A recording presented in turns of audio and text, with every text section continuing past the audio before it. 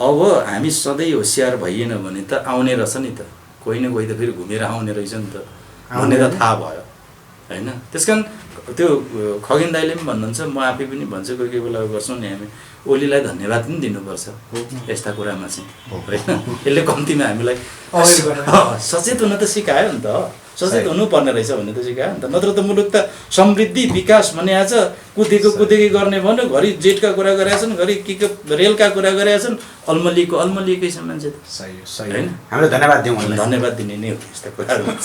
पहिलो कुरा त म आफूले नै जब पुस 5 को एउटा राजनीतिक घटनाक्रम एउटा सिलसिला सुरु भएर नेपाली राजनीतिको कोर्स एकातिर गयो, एउटा बहसतिर गयो। एक थरीले प्रतिगमन भने एक थरीको लागि त धेरै अग्रगमन पनि होला होइन। तर प्रतिगमन हुनको लागि सबभन्दा पहिले अग्रगमन भएको हुनुपर्छ भन्ने मेरो अडान छ।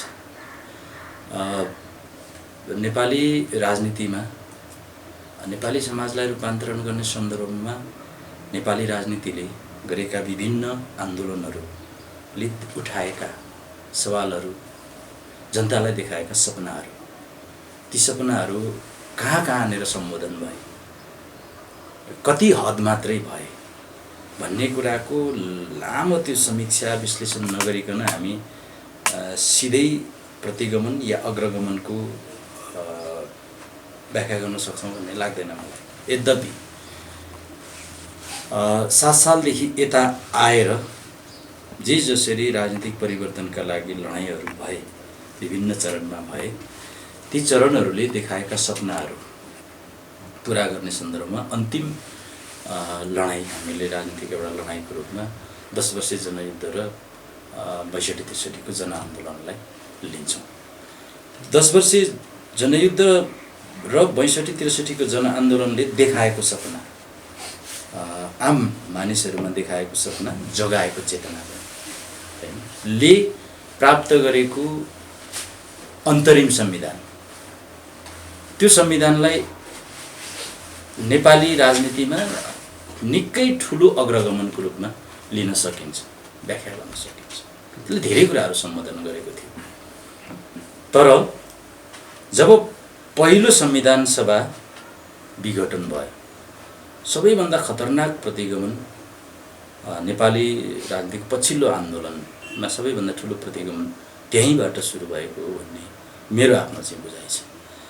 र त्यस पछाडि भएका चुनाव, त्यस पछाडि बनेको संविधानसँग त हामीले असहमति प्रकट गर्दै आएकै। म आफू त त्यो संविधान अपूर्ण छ, त्यो संविधानलाई पुनर्लेखन गर्नुपर्छ या संशोधन गरिनुपर्छ भन्ने जे आन्दोलनहरू उठिरहेको हो, त्यो आन्दोलनहरूको पक्षमा सधैँ सहभागी भइरहेकै मानिस हो, एउटा व्यक्ति।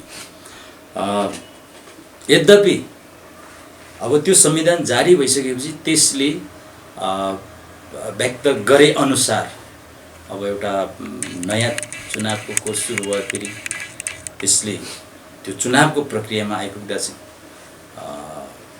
वाम गठबन्धनको जुन प्रक्रिया भयो, त्यति बेला पनि म आफूले आफ्ना केही कुराहरू राखेको छु। त्यो समयमा मैले राखेको छु र मैले त्यति बेला पनि अर्को प्रतिगमन फेरि अब सुरुवात भयो भन्ने मेरो बुझाइ थियो त्यति बेला होइन। र मैले किन भनेको छु त्यो कुराहरू भन्दाखेरि प्रचण्ड भन्ने एउटा बिम्ब, नेपालको एउटा कम्युनिस्ट आन्दोलनमा 10 वर्ष जनयुद्धको एउटा कमान्डर भएको व्यक्ति, एउटा बिम्ब चाहिँ कम्युनिस्ट एकताको नाममा वाम गठबन्धन गर्दै आफूले त्यो 10 वर्ष उठाएका जनताका एजेन्डाहरू, धेरै एजेन्डाहरू चाहिँ थाती राखेर गठबन्धनमा गर्नुहुँदै थियो, अथवा पार्टी एकता का नाममा धेरै सम्झौताहरू गर्नुभयो। उहाँले धेरै मुद्दाहरू छोड्नुभयो, जस्तो आदिवासी जनजाति आन्दोलनको कुरा गर्नुहोस्, चाहे तपाईँको महिला मुक्तिका कुरा गरौँ, चाहे तपाईँको दलित आन्दोलनकै कुरा गरौँ, यी सबै सवालहरू माथि उहाँले सम्झौता गर्नुहुँदै थियो। र केपी ओली जसले जनयुद्धलाई पनि कहिले सकार्नु भएन, 62-63 को आन्दोलनलाई पनि उहाँले सकार्नु भएन, त्यस्तो व्यक्तिसँग उहाँ सम्झौता गर्न गइरहनु भएको थियो होइन। सबैभन्दा खतरनाक प्रतिगमन प्रचण्डबाट त्यहाँ पनि भएको थियो, प्रचण्डबाट पनि भएको थियो त्यहाँ। किनभने आफ्नो एजेन्डाहरूलाई छोडेर त्यस्तो व्यक्तिसँग सम्झौता गर्नु नै एउटा खतरनाक प्रतिगमनको एउटा सहयोग भनौँ न, सहयोग थियो। त्यो सहयोगहरूले चाहिँ किन पनि यसो भनिँदैछ भन्दाखेरि भनेको त्यो चुनावमा, गठबन्धनको चुनावमा चाहिँ भावी प्रधानमन्त्रीका रूपमा केपी ओलीलाई सारिएकै थियो होइन, सारिएर गइएको थियो भनेपछि त्यो गठबन्धनलाई आम तपाईँको जनताले अनुमोदन गरिदिए, निर्वाचन मार्फत अनुमोदन गरिदिएको, झन्डै 2/3 जनमतले अनुमोदनै गरिदिएको। त्यहाँ गइसकेपछि त्यो सत्ताको सबै बागडोरमा पुर्याइसकेपछि त केपी ओली जो हिजो जनयुद्धको पनि विरोधी हुनुहुन्थ्यो, 62-63 जनआन्दोलनको पनि विरोधी हुनुहुन्थ्यो, त्यसमाथि पनि तपाईँको के हो भने गणतन्त्रको त नामै सुन्न मान्नुहुन्न थियो होइन। त्यस्तो व्यक्तिलाई सर्वाधिकार सम्पन्न बनाइसकेपछि त्यस्तो व्यक्तिबाट कुनै पनि बेला यस्ता कदम हुन्थे, त्यो अनुमान गर्नु पर्थ्यो। साँच्चै भन्यो भने त्यत्रो लामो एउटा त्याग गरेर आएको एउटा पोलिटिकल लिडरहरूले अनुमान गर्नु पर्थ्यो होइन, सदा राख्नु पर्थ्यो, सदा त्यो मस्तिष्कमा राखेर उहाँलाई सुरुदेखि नै अलिकति कसिलो गर्नु पर्थ्यो, चेक एन्ड ब्यालेन्स गराइराख्नु पर्थ्यो। त्यो गर्न सक्नु भएन। बढी सायद विश्वास गर्नुभयो, बढी विश्वास पनि गर्नुभयो। अनि अर्को चाहिँ के हो त भन्दाखेरि भनेको जसले तपाईँको एउटा राजनीतिक रूपमा अब हामी एउटा मिठो एउटा नारा आयो, अब समृद्धि, अब विकास होइन, अब त्यहाँभन्दा अर्को हाम्रो लक्ष्य छैन भन्ने जुन किसिमको एउटा नारा आयो, त्यसले आम पिपुलमा त स्वाभाविक रूपमा प्रभाव पार्यो। सरकार विकासमा जान्छ भने, समृद्धिको लागि अगाडि बढ्छ भने उसलाई किन विरोध गरिराख्नु, जाओस् न त। म आफै पनि हेर्नुहोस्, मेरा केही पहिचानका एजेन्डाहरू सबै थाती थिए, एकदम तपाईँको सानो स्वरमा थियो। ती कुराहरूलाई म आफैले पनि के गर्दै थिएँ भने ठिक छ मुलुक अगाडि जान्छ भने हामीले पनि कतिपय कुराहरू छोडिदिउँ, किन सधैँ प्रश्नै मात्रै उठाइराख्नु। मुलुकले गति लिन्छ भने, विकासको गति लिन्छ भने, मुलुक समृद्धितिर जान्छ भने हामीले किन प्रश्न गरिरहने भनेर हामीले पनि कठोरतापूर्वक प्रश्नहरू उठाउन सकेनौँ। त्यो पनि हाम्रो प्रतिगमन हो, हामीभित्र भएको प्रतिगमन हो त्यो। हामीले पनि त्यसको अर्थ भनेको सम्झौता गऱ्यौँ। अर्को कुरा चाहिँ हामीले के गर्न सकेनौँ भने हामीले थुप्रो क्रान्तिका कुराहरू गऱ्यौँ, तल जनताको तहसम्म गएर धेरै परिवर्तनका लागि धेरै एजेन्डाहरू पनि सुनायौँ, प्रशिक्षित पनि गऱ्यौँ होइन। एउटा तहसम्म हामीले ठुलो प्रशिक्षण गरेर ल्यायौँ। तर जब हामी पुग्यौँ कार्यान्वयन गर्ने ठाउँमा, इम्प्लोय गर्ने ठाउँमा चाहिँ जब हामी पुग्यौँ, हामीले हिजो प्रशिक्षण गरेका विषयहरू नै बिर्सिपठायौँ। हामी पनि प्रतिगमनकारी भयौँ, हामी आफै भएको हुनाले त त्यस्ता मान्छेहरूले सहज रूपमा लिने भन्ने होइन। जस्तो कि के हो त भन्दाखेरि भनेको हामीले नेपालको कम्युनिस्ट आन्दोलनले 6 सालदेखि नै, यो सामान्य उदाहरण मात्रै, म ठुलो सैद्धान्तिक कुरा गर्न गइरहेको छैन, 6 सालदेखि नै आफ्नो स्थापना कालदेखि नै वर्गको तपाईँको एउटा वर्ग सङ्घर्षको अवधारणालाई अगाडि ल्याएर, विचारधारा अगाडि ल्याएर जात व्यवस्था विरुद्ध त त्यहीँबाट लड्न थालेको हो नि त। जात व्यवस्था विरुद्ध त होइन, हो नि त। तर हामी जब इम्प्लोय गर्ने ठाउँमा पुग्छौँ त्यति बेला चाहिँ फेरि त्यही जात व्यवस्थाकै मतियार भएर बसिरहनु। हामीले हाम्रो त्यो जात व्यवस्थाले निर्माण गरेको एस्थेटिक, नेपाली समाजमा जुन सौन्दर्य निर्माण गरेको छ, त्यसलाई त हामीले बिर्सनै सकेनौँ नि त कहिले होइन। हाम्रो कम्युनिस्ट पार्टीका प्रधानमन्त्रीहरू, नेताहरू जब प्रधानमन्त्री भए, सबैको क्लिप खोजेर हेर्नुभयो हुन्छ, सबै प्रधानमन्त्रीहरूले कहीँ न कहीँ बोल्नुभएको छ प्रधानमन्त्री भएपछि, अबको हाम्रो अर्जुन दृष्टि भनेको भनेर त्यो बिम्बमा बोल्नुभएको छ क्या। त्यो अर्जुन दृष्टि भन्ने बिम्ब नै के हो? जात व्यवस्था हो, जात व्यवस्था हो नि त होइन। त्यो कुराहरूलाई हामीले के गर्न सकेनौँ भन्दाखेरि हामीले हिजो प्रशिक्षित चाहिँ त्यसरी गर्दै आयौँ, तर हामी जब पुग्यौँ, ठाउँमा पुग्यौँ, हामीले ती कुराहरू नै बिर्स्यौँ। यसको सङ्कट यस्तो पनि होला, म तपाईँलाई अलिकति थपेँ, थोरै रेफरेन्स पनि होला भनेर। यसो सङ्कटको कारण यसो पनि हुन्छ किनभनेदेखि कम्युनिस्ट आन्दोलन, कम्युनिस्ट दर्शन मूलतः वर्गीय रह्यो। वर्गीय दृष्टिकोणले वर्ग सबै कुरा हो, वर्ग प्रधान हो भनेर जब हामी गयौँ, हामीले सम्भवतः टिका भुल्यौँ होला, जसरी हिजो आवतीले भन्नुभयो, त्यसै गरी हामीले जनै भुल्यौँ होला, अर्जुन दृष्टि ठान्यौँ होला, विजय गर्नलाई हामीले रातो टिकै लाउन पर्ने बिम्ब बनायौँ होला, जबकि रातो टिका हाम्रो यहाँको स्थानीय त्यो थिएन, त्यो आयातित पनि थियो भन्न सकिन्छ, त्यसलाई त्यसरी व्याख्या गर्न सकिन्छ। धर्मनिरपेक्ष रूपमा त्यसलाई व्याख्या गर्ने भने त त्यो गलतै हुन्थ्यो होला, त्यो अभ्यास, सांस्कृतिक अभ्यास। अब यस्तो भयो, सबैभन्दा ठुलो कुरो के हो भने जनयुद्ध लडिन्जेल तपाईँको धर्मको कठोरतापूर्वक विरुद्धमै उभिनु भएको, विपक्षमै उभिनु भएका जनयुद्धका ठुल्ठुला नेताहरू, म उहाँहरूको नाम लिन्न, तर म आफूले उहाँहरूसँग नजिकको एउटा साक्षात्कार गर्ने अवसर पाएको छु कि बाहिर सडकमा आउँदाखेरि, मासमा आउँदाखेरि चाहिँ तपाईँको ठुल्ठुलो क्रान्तिकारी कुरा गर्ने होइन। अब हिजो त्यत्रो युद्ध पनि हाँकिरहेको नेतृत्व पनि हो, तर बेलुका बिहान चाहिँ घरमा फेरि चण्डी पाठ गर्ने, घन्टी बजाएर पूजा गर्ने होइन, त्यस्ता नेताहरू पनि हुनुहुन्थ्यो।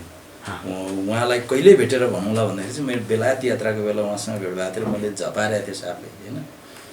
त्यस्तो खालको हामीसँग के भयो भन्दाखेरि भनेको त्यो हामीसँग त्यो सेटेड माइन्ड होइन, हिजोदेखि हामीसँग यो अलिकति यो सांस्कृतिक कुरा गर्दै गर्दा एउटा कुरा म तपाईँलाई सोधिहाल्नु कि जब धर्म र संस्कृतिको कुरा आउँछ, धर्म र संस्कृतिलाई भन्नेहरूले भन्छन् यो पहिचान, जनैको अहिलेको विवाद पनि यही नै हो, यो त मेरो पहिचान हो, तिमी भन्छौ पहिचानको संरक्षणको लागि म लडिरह भन्छौ, तिमी आफूलाई पहिचानवादी भन्छौ, तर मेरो पहिचानको किन विरोध गर्छौ भनेर भन्छन् कि त्यो मात्रै होइन। त्यसको अलिकति तपाईँले आजै मात्रै पनि एउटा कुरा भएको छ, एउटा प्रश्न मजाले उठाएको छ, जस्तो यो हाम्रो राईहरूको एउटा खुवालुङ भनेर भन्छ, त्यो खुवालुङ अस्तिको दिन मात्रै केपीले अब त्यो ढुङ्गा फोरिन्छ भनेर भनिसकेपछि त्यो अलिक राई समुदायमा बहस चलिरहेछ होइन, बहस चलिरहेछ।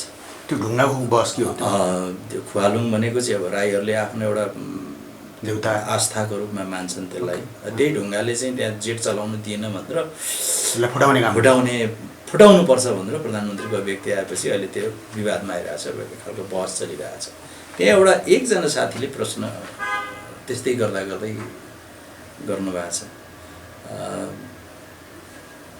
यो जातीय संस्थाहरू नै वास्तवमा ध्वस्त गर्नुपर्छ भनेर उहाँले चाहिँ केन्द्रित कल्ला गर्नुभएको छ। जातीय संस्था चाहिँ मानौँ आदिवासी जनजातिहरूसँग मात्रै छ, दलितहरूसँग मात्रै छ भन्ने बुझाइबाट उहाँले फ्याट्ट बोलिहाल्नु भएको छ।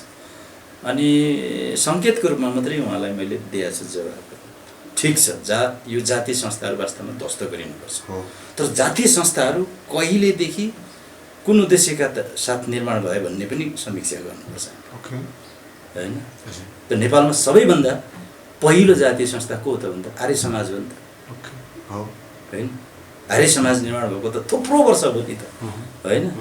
मन्दिरहरू बन्ने, मन्दिरहरूको नाममा संस्थाहरू बन्ने, धार्मिक संस्थाहरू बन्दा हुने होइन। अनि दलितहरूले हाम्रो मुक्तिको लागि अलिकति सङ्गठित हुन्छौँ है भनेर एउटा सङ्गठन बनाउँदाखेरि त्यो चाहिँ जाति हो नि। अथवा आदिवासीहरूले हाम्रो एउटा सामुदायिक एउटा उको लागि होइन, हितको लागि हामी एउटा बनाउँछौँ है भन्दा त्यो चाहिँ जातिवादी हुन्छ त्यो हुँदैन। त्यस कारण हामीले के हो त भन्दाखेरि कि हेर्नुपर्छ। मेरो भनाइ त के हो भने ल जति छ भने दस्त गर्नुपर्छ होइन। तर यो जातीय चेतना के हुँदो रहेछ भने तपाईँसँग मन लाग्छ जातीय बहस गर्ने भने साह्रै गम्भीर ढङ्गले मन लाग्छ, बुझ्ने तहमा बुझिएला पुग्न सकिन्छ। जातीय विषय कस्तो हुँदो रहेछ भने प्रत्येक मान्छेलाई उसले त्यो जरोबाट बच्चादेखि नै यो मेरो जातिप्रति म गर्व गर्नुपर्छ, म यो मेरो संस्कृति हो, यो श्राद्ध हो, यो जनै हो, यो मेरो टिका हो, यो चन्दन हो, यो गम्भीर विषय। बाबुबरुले छोड्छ, टिको छोड्दैन, बाबुबरुले छोड्छ, जनै छोड्दैन। त्यो एक खालको चाहिँ कनेक्सन निर्माण गरिएको हुन्छ कि चाहिँ यहाँनिर यो लैनचौरमा एउटा मन्दिर छ, त्यो मन्दिर मूलत हिन्दू यही आर्य समाजकै एउटा देन होला। त्यो मन्दिर अहिले पनि तपाईँलाई त्यो प्रहरीले सडकमा रहेको मन्दिरलाई भत्काउन सकेको छैन कि हो। यही बिम्ब तपाईँले गएर उहाँको खोलाको तपाईँले भन्नुभयो त्यो राईको के हो, त्यो एउटा सांस्कृतिक कुनै बिम्ब हो, त्यो पहिचान हो। यो जटिलता कि होइन यस्तो छ। हामीमा के गरियो त भन्दाखेरि भनेको हामी त साँच्चै भन्ने हो भने हामी त विद्यार्थी जीवनमै पनि नैतिक शिक्षा पढ्दै भए पनि राजनीतिक यसो के पर्चा पम्प्लेटहरू पढ्दै आयौँ होला र अलिकति होइन यता पनि पढ्नुपर्ने रहेछ भयौँ होला। त सबैलाई त त्यो भएन, सबैले त त्यसरी पढेन होइन, त्यसरी कसैलाई प्रशिक्षित पनि गरिएन होला, सङ्गठित पनि गरिएन होला। अन्त उनीहरूले त के मात्रै पढे त भन्दाखेरि भनेको नैतिक शिक्षा पढेर आए। तपाईँको माता नैतिक शिक्षा पढेर आए। त्यो नैतिक शिक्षा चाहिँ केसँग रिलेटेड छ त भन्दा दक्षिण एसियामा, होइन, दक्षिण एसियाको तपाईँको हिन्दू धर्म, होइन, हिन्दू धर्मको आधारमा आर्य सभ्यता पढाउनको लागि, त्यसलाई तपाईँको सेट गराउनको लागि प्राथमिक तहदेखि नै विश्वविद्यालयसम्म अहिले पनि नैतिक शिक्षा छन् त हाम्रो सिलेबस त, होइन, एकहोरो छ। खासमा त्यो धार्मिक शिक्षा हो कि नैतिक होइन के? त्यही त भन्दैछु, नैतिक शिक्षाको नाममा चाहिँ त्यो धार्मिक शिक्षा पढाइएको छ र सेट गराइएको छ। जोसुकैलाई पनि सेट हुन्छ त्यस पछाडि, होइन। कतिसम्म तपाईँको छ भने लेखनाथ पौडेलको 2 लाइन कविता छ नि, सबैले मन पराउने कविता हो त्यो। उपकारी गुणी व्यक्ति निहुरिन्छ निरन्तर, फलेको वृक्षको हाँगो नझुकेको कहाँ छ र। कति मिठो लाग्छ नि त सुन्दाखेरि, होइन। त्यो चाहिँ भनेको के रहेछ भने त्यसलाई चाहिँ ठ्याक्कै सत्ता पक्षले चाहिँ त्यसलाई चाहिँ सूत्र बनाइदियो अनि जनतालाई के भन्यो भने तिमी त उपकारी हो, तिमी त गुणी हो, तिमी त फलेको वृक्ष हो, तिमी त नुहुने हो भन्यो। अनि त्यो हो, म त साँच्चै गुणी हो, उपकारी हो, म त फलेको वृक्ष हो, म त नुहिदिनुपर्छ, होइन, नुहिदिनुपर्छ भनेपछि नुहिदियो अनि उसले टपक्क टिपेर खाइदिने हो कि फल जति चाहिँ खाइदिने, होइन। यसरी सूत्र बनाइयो, बनाइएको यसरी हो भनेको। समाजमा यस्ता किसिमका तपाईँको एस्थेटिकहरू निर्माण गरिएर हामीलाई जगटिदिएको छ। त्यस कारण हामीलाई त्यहाँ माथि प्रश्न गर्नुहुन्छ र, होइन। म आफै पनि, होइन, अब जस्तो पहिचानको आन्दोलनलाई नेपालको पोलिटिक्समा अब पहिचानको आन्दोलन उठ्यो, पहिचानको आन्दोलनलाई सिधै जातिवादी भनेर अब भनियो, होइन, मैले होइन। त पहिचानको आन्दोलन भनेको त व्यक्तिको मौलिक हकसँगको पनि अधिकार हो नि त, होइन। हामीले पहिचान आन्दोलनको हिजो जरा खोज्यौँ। पहिचानको आन्दोलन त हिजो दासहरू नै, होइन, ब्ल्याक दासहरू, होइन, जसमा पनि विभेद के थियो त भन्दाखेरि भनेको महिलालाई आधाभन्दा कम हुन्थ्यो श्रमको मूल्य, होइन, पुरुषहरूलाई जति हुन्थ्यो त्यसको आधाभन्दा पनि कम हुन्थ्यो। त्यस विरुद्ध चाहिँ महिलाहरूले सङ्गठित आवाज उठाए। हामी माथि चाहिँ यसरी चाहिँ विभेद भयो भनेर उठाइसकेपछि त्यही ब्ल्याक वुमेनहरूले उठाएको, दास वुमेनहरूले उठाएको आन्दोलन चाहिँ पछि जोडिँदै गएर आइडेन्टिटीको पोलिटिक्समा विकास भएको आन्दोलन। त्यो व्यक्तिको तपाईँको श्रमसँगको अधिकार हकसँगको आन्दोलन हो पहिचानको आन्दोलन भनेको त। माटोसँग, व्यक्तिको मौलिक हकसँग। सिधा कुरा भन्यो भने यो सम्प्रदाय समूह के जाति धार्मिक समूह यतातिर जाँदै नजाउँ न, व्यक्तिको मौलिक हकसँगको कुरा हो कि, होइन। पहिचानको आन्दोलन भनेको चाहिँ व्यक्तिको मौलिक हकसँग। मौलिक हकसँग चाहिँ के हो त भन्दा उसको भाषा त नेपालमा छ त, त्यो छैन, अहिले पनि छैन। म राजन मुकारुङ त अलिकति केही त जान्दछु नि त, अथवा केही न केही त एक दुईवटा किताब त पढेको होला नि त, जानेको बुझेको होला नि त। अहिले म बान्तावा भाषी हो। म बान्तावा भाषामा यो मुलुकको विश्वविद्यालयबाट पिएचडी गर्न चाहन्छु भन्ने ठाउँ छ? छैन नि त। त्यस कारण मेरो मौलिक हक कहाँ सुरक्षित छ त भनेको हामीले मौलिक हक कुनै ग्यारेन्टी गरेका छैनौँ, होइन। त्यसकारण तपाईँलाई अब मैले भन्नुपर्छ हो पुस 5 प्रतिगमन हो, तर जे जति मानेर आयो हामीले हिजोदेखिका परिवर्तनका आन्दोलनहरूमा हामीले जे लड्दै आयौँ ती लडाइँहरूको हामीले प्राप्त गर्नुपर्ने कुराहरूमा पनि धेरै सम्झौताहरू गर्दै गर्दै गर्दै आएर यहाँसम्म आइसकेपछि यो त सधैँ सम्झौतामै चलाउने नै रहेछन् भनेर सम्झौता गर्दा गर्दै केपी ओली जस्ता पात्रलाई हामीले जिम्मा दियौँ, होइन। उसले गर्ने नै त्यही थियो, उसले गर्यो, उसको आफ्नो असली क्यारेक्टर देखाएको पुस 5 मा, होइन। उसले असली क्यारेक्टर देखाएको ऊ हिजो जनयुद्धको विपक्षमा पनि थियो, ६२-६३को आन्दोलनको विपक्षमा पनि थियो, गणतन्त्रको विपक्षमा पनि थियो। त्यही मान्छेलाई हामीले जिम्मा लगाइसकेपछि त उसले गर्ने नै त्यही थियो। उसले अनेकौँ तिगडम गरेर पुस 5 घटना घटायो। त पुस 5 घटना घटिसकेपछि केपी ओलीले गलत गर्यो भन्ने सबैलाई छ, आगो बोल्नु पर्ने हो। यति बेला केपी ओली जनताले फाल्दिसक्नु पर्ने हो, तर आन्दोलन किन उठ्न सकेन भन्दा अब अविश्वासहरू छ, अविश्वासहरू छ क्या। हिजो पनि यसरी सम्झौता गरेर धोका दिएकै हुन्, आखिर यतिमा चित्त बुझाएर बसे भन्ने नै रहेछन् अन्तिममा। किन उठ्दिनु किन उठ्दिनु भनेर यो पहिल्यै अहिले थरुहट आन्दोलन भयो, थारूहरूले ठुलो आन्दोलन गर्यो, त्यो ठुलो तपाईँको अब क्षति पनि भयो, राज्य पक्षबाट पनि भयो, अब आन्दोलनकारी पक्षबाट पनि भयो। तर आन्दोलनकारी पक्ष अथवा थारूहरूमा अहिले पनि तपाईँ गएर थारू समुदायमा गएर आन्दोलनको कुरा गर्नुभयो भने पनि सुन्न मान्दैन, किनभने मनोवैज्ञानिक रूपमै उनीहरूलाई यति तपाईँको प्रताडित गरियो कि उनीहरूलाई त्यो आन्दोलन गर्ने भन्ने शब्द नै तपाईँको उच्चारण गर्नु मन लाग्दैन होइन। यो सबै कुराहरू बुझेको छ, केपी ओलीले चाहिँ बुझेको छ कि यति बेला न आदिवासी मेरो विरुद्धमा एकीकृत हुनेवाला छन् होइन, यति बेला न थारूहरू उठ्नेवाला छन्, न पहाडका तपाईँको आदिवासीहरू उठ्नेवाला छन्, न मधेसमा तपाईँको उठ्नेवाला छन्। त्यस कारण यही बेला हो मैले आफ्नो सबै कुराहरू प्रयोग गर्नु बुझेको छ होइन। त्यसको लागि हामीले के हो त भनेको अब तपाईँलाई म भन्छु, मैले अस्ति घनश्याम दाइलाई पनि त्यो नागरिकको एउटा बैठकमा पनि भनेको थिएँ नि, कति वर्ष हो पार्टीले प्रशिक्षण नचलाएको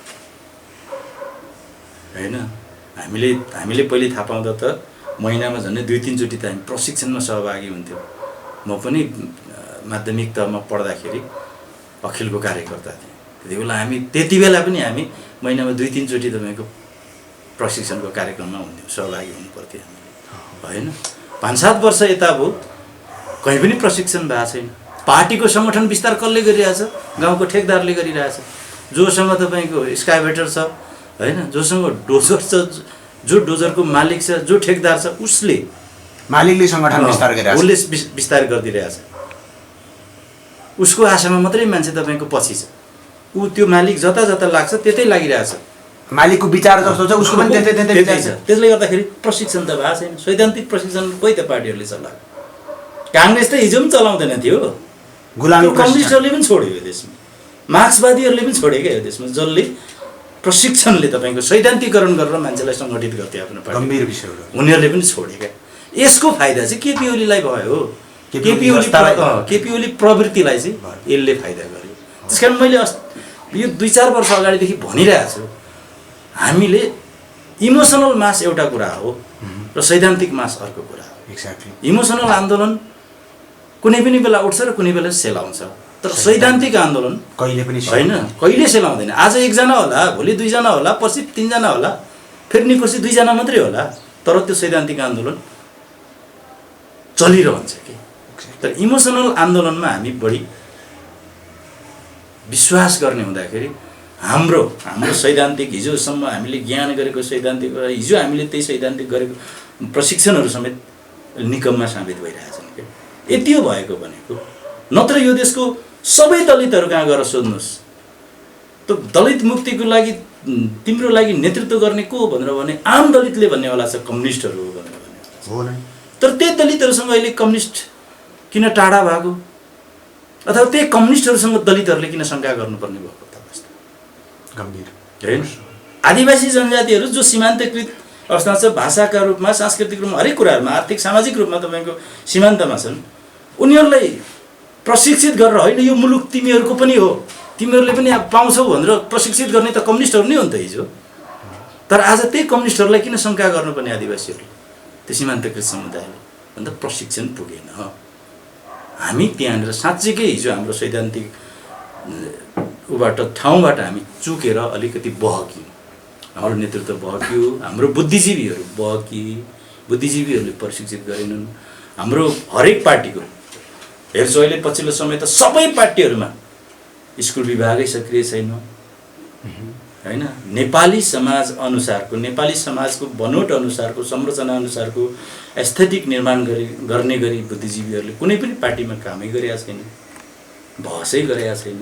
सँगै 1-2टा काम मैले थोरै काटेँ तपाईँलाई, 1-2टा कुरा पनि भयो कि, जस्तो प्रतिगमनको कुरा गर्दै गर्दा नैतिक शिक्षाको त्यो धार्मिक शिक्षाहरू त हटे, तर त्यसको विकल्पमा अर्को वैज्ञानिक, विवेकसम्मत, तर्कसम्मत त्यो शिक्षाहरू पनि आएन होइन। त्यो नि एउटा सङ्कट होला भन्नु। जस्तो के हो त भनेको म सामान्य उदाहरण दिन्छु।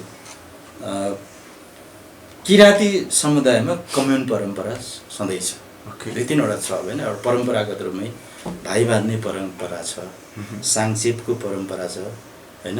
भाइ बाँध्ने परम्परा भनेको के? भाइ के गर्ने? भाइ बाँध्ने परम्परा भनेको के हो भने 10 घर राईहरूको बस्ती छ, त्यहाँ एक घर अर्को कुनै गाउँबाट कुनै पनि जातिको मान्छे आयो बसाइ सरेर आयो, उसले म तपाईँहरूसँग भाइ रहन्छु भन्यो भने त्यो 10 घर राईहरूले मिलेर उसलाई भाइ दिन्छ, भाइ स्वर मानेर राख्छ। 10 घरले जति अधिकार उपभोग गर्छ उसलाई त्यति नै अधिकार दिन्छ र त्यो भाइकै भित्र बस्छ, सम्पत्ति पनि दिन्छ, भाइ स्वरूप भित्र भएर बस्छ। यो परम्परा थियो। हेर्नुहोस् अब अहिले पछिल्लो समय त यो अब सबैमा छिरिसक्यो अरू नै चिजहरू है। अर्को साङचेप भनेको चाहिँ साङ भनेको को, चेप भनेको बोल्ने। को बोल्ने भनेको चाहिँ के हो भने जस्तो मेरो घरमा मरौ परौ भयो या मेरो घरमा कुनै एउटा समस्या काम गर्नुपर्ने भयो, कार्य गर्नुपर्ने भयो भने मलाई मात्रै त एक्लै त गाह्रो हुन्छ होइन। तर तपाईँ 4जनाले के गर्नुहुन्छ त भन्दाखेरि भनेको उसलाई मात्रै गाह्रो हुन्छ, ल कसले कति सहयोग गर्ने के गर्ने भनेर साङचेप परम्परा त्यो अनिवार्य परम्परा होइन, त्यो साझा परम्परा भनेको यो त हाम्रो त्यो एउटा कम्युन होइन, कम्युन परम्परा हिजोदेखि किराँती समुदायमा छँदै थियो। त्यसलाई हामीले व्याख्या गरेर पढाउन सक्थ्यौँ नि त हाम्रो स्कुलहरूमा, हाम्रो विश्वविद्यालयहरूमा हामी पढाउन सक्थ्यौँ नि, पढायो भने त त्यसको प्रेरणा मिल्थ्यो नि त। तर हामी खालि हाम्रो हिजोदेखिको निरन्तर तपाईँको एउटा त्यो धार्मिक मात्रै हामीले पढाउँदै लग्यौँ क्या। हाम्रा संस्कृतिहरूसँग, हाम्रा विविध जातिहरूसँग भएका सांस्कृतिक मूल्य र मान्यताहरूसँग भएका राम्रा पक्षहरू, म बुढो 40 वर्ष हुन लागेको मान्छेले बल्ल यो कुरा सुन्दैछु, जडताहरू मात्रै पढाउनेतिर लाग्यौँ हामी। जडताको त जसले पनि विरोध गर्नुपर्छ होइन, आफैलाई अल्झाउने चिजको त जसले पनि फाल्नुपर्छ होइन। म त त्यहाँबाट म आफू के हो भने ब्रुस रबिन र जेराल्ड ग्राफले कल्चरल क्रिटिक्स भन्ने निबन्ध लेख्दाखेरि 64-63मा लेखे उनीहरूले होइन। उनीहरूले त्यति बेला 19 होइन, उनीहरूले एउटा लेखे कल्चरल क्रिटिक्स भन्ने लेखे होइन। कल्चरल क्रिटिक्समा उनीहरूले उठाएको कुरा नै के हो त भन्दाखेरि भनेको सांस्कृतिक विशिष्टता भन्ने मानिससँग हुन्छ, प्रत्येक मान्छेसँग विशिष्टता हुन्छ होइन। मेरो संस्कृति चाहिँ विशिष्ट हो भन्ने हुन्छ, मेरो राम्रो हो भन्ने हुन्छ। त्यो विशिष्टतावादी भ्रमले चाहिँ अधिनायकवाद जन्माउँछ एक्ज्याक्टली भनेर उनीहरूले त्यति बेला। त्यसकारण कल्चरल क्रिटिक्सबाट जानुपर्छ, त्यो एङ्गलबाट जानुपर्छ होइन। हाम्रा जति सबै राम्रा भन्ने भ्रम आउँछ विशिष्टतावादले चाहिँ। क्रिटिक्स गर्यो भने चाहिँ होइन यो राम्रो हाम्रा पनि नराम्रा छन्, नराम्रा चिज फाल्ने हो, राम्रा चिज गतिशील छ भने, गति दिने छ भने त प्रगति गराउने, जोगाउने, अझ तपाईँको त्यसलाई संरक्षण गरेर लाने हो। त्यसकारण के भने त्यो एङ्गलबाट हाम्रो ठाउँमा चाहिँ बहस भएन कि होइन। हाम्रो ठाउँमा त्यो एङ्गलबाट कहिले पनि बहस भएन। बरु हामीले के गर्न थाल्यौँ त भन्दाखेरि भनेको हतारो गऱ्यौँ, धेरै हतारो गऱ्यौँ। जस्तो सामान्यतः राउटेहरूकै उदाहरण हेरौँ न। राउटेहरूले के भने त भन्दाखेरि भनेको हामी यो जङ्गलको यो चाहिँ रुख काट्नुपर्छ र यो रुख काटेपछि चाहिँ यो अनुसारको भाडा बन्छ, त्यसबाट उब्रेको दाउराले हाम्रो यति समय जीविका टर्छ, त्यसबाट बनाइएको भाडाबाट चाहिँ हामी यति कुराहरू आर्जन गर्छौँ र हाम्रो जीवन बचाउँछौँ। थाहा थियो राउटेलाई। उसले त्यसकारण हामीलाई रुख काट्ने अधिकार देऊ भने हो। तर राज्यले के गरिदियो त सामुदायिक वन बनाइदियो। सामुदायिक वनको नाममा त्यहाँ अर्कै मान्छेलाई अध्यक्ष बनाइदियो, एउटा दलाललाई लगेर अध्यक्ष बनाइदियो र त्यो रुख काट्न पनि दिएन। अनि उसले अब मोनोपोली ढङ्गले उसलाई मन परेको दिन खोलिदियो जङ्गल, अनि मोनोपोली ढङ्गले काटे। ठुला जति काट्नुपर्छ भने काटे, अनि मसिना बिराउँदै जाँदा त्यसो गर्दाखेरि न जङ्गलको सौन्दर्य रह्यो, न त्यसबाट हामीले उपलब्धिहरू प्राप्त गर्न सक्यौँ। त्यसको अर्थ राउटेको संवेदनशीलतालाई बुझ्नु पर्थ्यो भन्नु हो। उसले राउटेले आजसम्म प्राप्त गरेको ज्ञानलाई आधुनिकीकरण गर्ने कर्तव्य चाहिँ हो हाम्रो। तर उसलाई आधुनिक हो भनेर जबरजस्त हो भनेर आफ्नो लाग्ने दसैँमा बोलाएर तपाईँको 5000 रुपियाँ भेटिदिएर हुँदैन, माग्ने बनाएर मगन्ते बनाएर हुँदैन। उसको बरु तिमीलाई अझ यसो गर्दा चाहिँ तिम्रो काठलाई अझ अन्तर्राष्ट्रियकरण गर्न सक्छौँ, ब्रान्डिङ गर्न सक्छौँ, राम्रो चिज बनाउन सक्छौँ भनेर उसलाई त राम्रा तपाईँको औजारहरू दिने हो, आधुनिक यन्त्रहरू दिएर उसलाई त अझ तपाईँको त्यसलाई विकसित बनाउने हो नि होइन। यतातिर त हामी गएनौँ नि त, जङ्गलैमै तार लगाइदिनेतिर लाग्यौँ क्या हामी त। त्यहाँ पसिस कि बिताइदिन्छु भन्नेतिर लाग्यौँ नि त होइन घुँगी टिप्न तपाईँको चेपाङलाई मगरलाई थारूलाई सिकाउनुपर्छ होइन। तर अस्ति तपाईँको घुँगी टिपे बापत पक्रियो नि त होइन, घुँगी नै पक्रिदियो राज्यले। उसको आफ्नो चाडमा उसले कतिले मलाई पुग्छ, कति मैले बेच्नुपर्छ, कति बेचेर चाहिँ मैले त्यसको नुन तेल खानुपर्छ उसलाई थाहा छ नि त। तर घुँगी अब तपाईँको टिप्यो भनेर पक्रेर थुनिदियो होइन।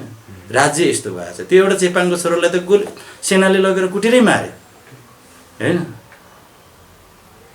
भनेपछि यो यी सबै तपाईँले जसरी व्याख्या गर्नुभयो यो हाम्रो समाजमा रहेको जमानादेखि सयौँ वर्षदेखि रहेको प्रतिगमन हो। हाम्रो प्रतिगमन के भने हामीभित्र भएको हाम्रो जाति समुदायहरूसँग भएको प्रगतिशीलतालाई चिन्न सकेनौँ हामीले। प्रगतिशील कुराहरूलाई चिन्न सक्नु पऱ्यो सबभन्दा पहिले, चिन्ने र त्यसको हामीले संरक्षण गर्ने हो, सम्बोधन गर्ने हो।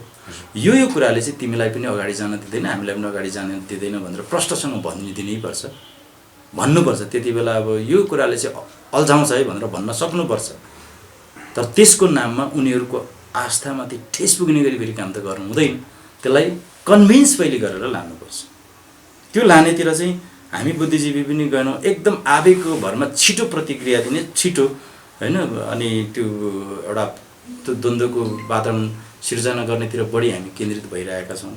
यसले यी नै हाम्रो हामीलाई हिजोदेखि पढाइएको तपाईँको एकल धार्मिक तपाईँको एस्थेटिकको शिक्षाका कारण हामी अझै पनि सबै जडताहरूभित्र छौँ। त्यही जडताहरूले चाहिँ केपी ओली जस्तो प्रवृत्तिहरूलाई सधैँ नेता बनाइरहन्छ। अब के गर्ने? अब छोटोमा तपाईँले 1-2 मिनटमा अब गर्ने तत्काल त हामीले ओली जस्तो प्रवृत्तिलाई हामीले तपाईँको घुँडा टेकाउन सक्यौँ भने मात्रै फेरि आउने नेताहरूलाई कम्तीमा सबक हुन्छ, नजिर बनिरहन्छ। कुनै पनि बेला हामी खेदिनुपर्ने रहेछ, हार्नुपर्ने रहेछ भन्ने सबक बन्छ। त्यसकारण सबैले एकीकृत भएर ओली प्रवृत्तिलाई त हराउनै पर्नेछ, घुँडा टेकाउनै पर्नेछ होइन। यसका लागि कन्भिन्स गर्ने हो, अपिल गर्ने हो।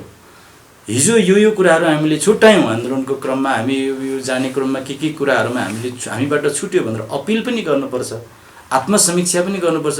नेतृत्वले तपाईँको के भन्छ समीक्षा गरेर आफूबाट भएका कमजोरीहरूलाई स्वीकार गरेर जानुपर्छ र भन्नुपर्छ र अपिल गरेर जनतालाई ल्याउनुपर्छ, अगाडि शक्तिमा ल्याउनुपर्छ। र ओली जस्ता तपाईँको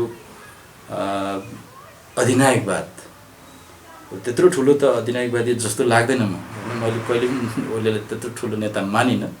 तर पनि त्यो एउटा प्रवृत्तिले ठुलो डिजाइनले बनेको मान्छे व्यक्तिगत रूपमा त केही पनि होइन, त्यो डिजाइनले बनेको छ। किनभने हाम्रो परम्परागत डिजाइनहरूले बनेको छ।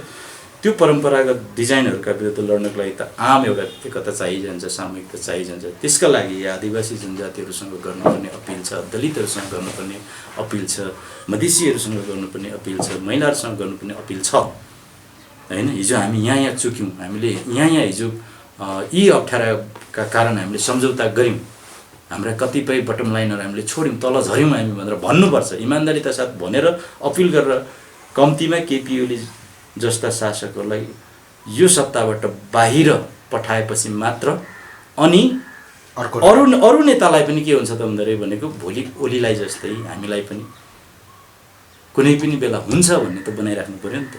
त्यसको लागि पनि हामीले एकीकृत रूपमा गर्न छँदैछ। र लामो समयदेखि जगडिएको तपाईँको हाम्रो त्यो जुन मनोविज्ञान छ, त्यो मनोविज्ञानलाई गर्नुलाई त नयाँ स्कुलिङ त गर्नु पऱ्यो नि त। नयाँ किसिमका हाम्रो पाठ्यक्रमहरू निर्माण गर्नेतिर बुद्धिजीवीहरू लाग्नुपर्छ हरेक पार्टीमा होइन, हरेक पार्टीमा लाग्नु पऱ्यो। र कम्तीमा हाम्रो प्राथमिक तहदेखि विश्वविद्यालयसम्म हामीले त्यो पढाउनु पऱ्यो नि त। अहिलेसम्म तपाईँको कतिचोटि पाठ्यक्रम चेन्ज भयो, चेन्ज हुँदा के भयो त हेरौँ त हामी होइन।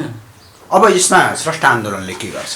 स्रष्टा आन्दोलनको त लगभग हामीले भनेका छौँ। हामी त निरन्तर अग्रगमनको आन्दोलन भनेर भनिरहेको छौँ। सबै खाले प्रतिगमनका विरुद्ध निरन्तर अग्रगमनको आन्दोलन। अब कोही पुस 5 अथवा तपाईँको संसद पुनर्स्थापना भएर केपी ओली बाहिरिएपछि कोही चुप बस्ला होइन। मैले अहिले भने नि होइन, योभन्दा अगाडि भने नि, त हाम्रो त एस्थेटिकहरू नयाँ किसिमले सोचेर निर्माण गर्नु छ। स्रष्टा आन्दोलनको त्यता हो हुन्छ याद। पुस 5 मा मुलुक फर्किए पनि हाम्रो आन्दोलन चाहिँ रोकिँदैन, किनभने हामीले खबरदारी गरिरहनुपर्छ। स्रष्टा आन्दोलनको लक्ष्य स्पष्ट छ।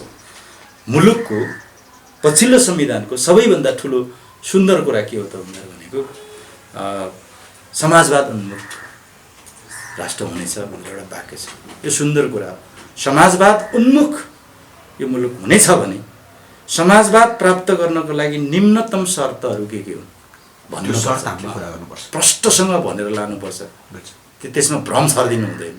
समाजवाद भनेको चाहिँ यो र शर्तहरू तपाईँहरूले तयार गर्नु पर्यो। अब निम्नतम शर्तहरू यी कुराहरू तपाईँहरूले उल्लेख गर्नुभयो, तपाईँको स्रष्टा हो नि त, तपाईँहरूले त कमसे एउटा बनाउनु पर्यो, बुकलेट हामी त बनाउनु बनाउँछौँ, हामी त भन्छौँ। कम्तीमा समाजवादको सबैभन्दा पहिलो शर्त मौलिक हक होला। तपाईँहरू बनाउनुहोस् एउटा। मौलिक हक भित्र तपाईँको शिक्षा पर्दो हो, स्वास्थ्य पर्दो हो, अघि त त्यसो हो भने समाजवाद उन्मुख राष्ट्रमा किन दलालहरूले स्कुल चलाउँछ, किन दलालहरूले हस्पिटल चलाउँछ? समाजवाद उन्मुख मुलुक हो भने त त्यसलाई त राष्ट्रियकरण गर्नु पर्यो नि त। अनि जनतालाई अपनत्व फिल गराउनु पर्यो नि त। निम्नतम शर्त है मौलिक हकसँग जोडेर लाने। त्यसको लागि एउटा सम्भवतः तपाईँहरूले मलाई लाग्छ एज अ स्रष्टा, एज अ बौद्धिक वर्गका रूपमा तपाईँहरूले सरकारलाई अब आउने सरकारलाई जो सम्भवतः योभन्दा अलि प्रोग्रेसिभ हुन्छ भन्ने अनुमान गर्दै हामीले चाहिँ त्यसतर्फ काम गर्नु पर्ला होइन? त्यही हो। अब स्वाभाविक रूपमा हामीले धेरै कुराहरू सिक्यौँ। हामीलाई 10 वर्ष जनयुद्ध र 62-63 जनआन्दोलनले निकै ठुलो सपना देखाएको हो। स्वाभाविक रूपमा हामीले संस्थागत रूपमा एउटा व्यवस्थालाई चाहिँ फाल्यौँ।